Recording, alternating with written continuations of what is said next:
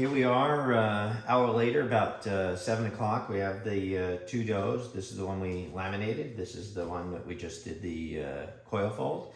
So this is going to take a couple of minutes. It's just going to be what's called a coil fold. We're going to lift it, fold it underneath itself, turn it around, do the same thing. This is why I like the square versus the round. It kind of lets you kind of keep the shape. And we're just going to basically keep on building strength into the dough.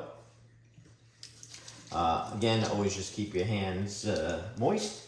We're just going to loosen it from the sides. This first time that we're doing this, you don't have to be as gentle with the dough because it still hasn't grown. It still hasn't started to get air into it.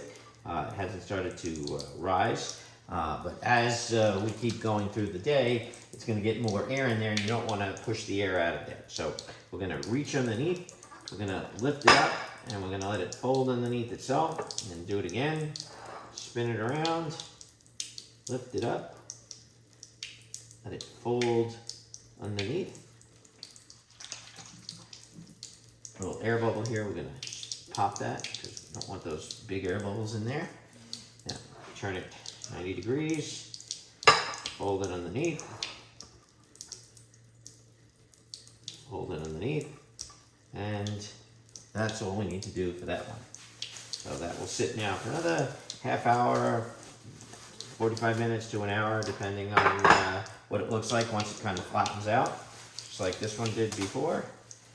And you can see how this one's really flattened out quite a bit. This is the one that we did the lamination on. So same thing, just loosen it from the edges.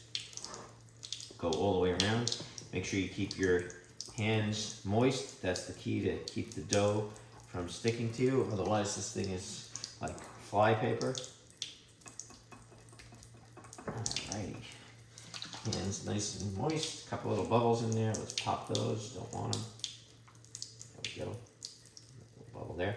Alright, so we're going to lift it up and fold it underneath itself. Turn it around, lift it up, fold it underneath itself. Let your hands, turn it 90 degrees, fold it underneath, lift it up, fold it underneath. Pop that air bubble, there you go. And throw the air bubble there. And that is pretty much it. We're going to do a couple of rounds of coil folds like this for the next 3-4 hours, 5 minutes a piece. We're just going to let it sit out here on the counter, and that's pretty much it.